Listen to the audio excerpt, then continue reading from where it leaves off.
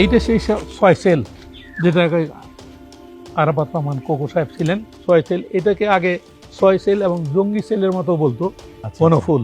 উনি এখানে থাকতেন, অত্যন্ত ভদ্র, নম্র, বিনয়ী। এটা তো আর বলার, যারা চিনেন, যারা আসেন আমি আপনারা দেখাই। এই সেই রুম, যে রুমে আমাদের আরাফাত রহমান কোকো সাহেব থাকতেন। এবং উনি, আপনি যদি দেখেন ভিতরে যান, দেখতে পারবেন যে কতটুক জায়গা।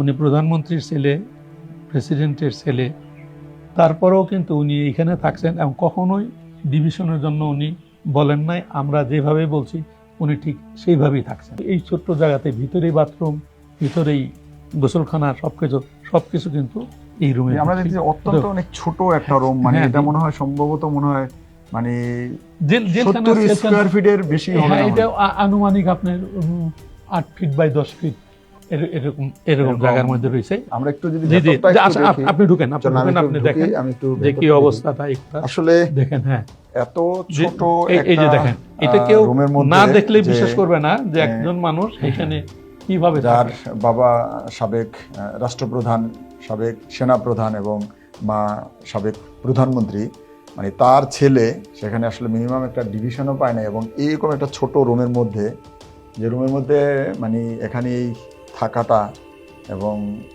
বাথরুম এই রুমের মধ্যে, হ্যাঁ, এগুলি তো অতীত স্মৃতি, কখনো উনি তো নাই, আল্লাহ তার ব্যস্ত নসিব করুক।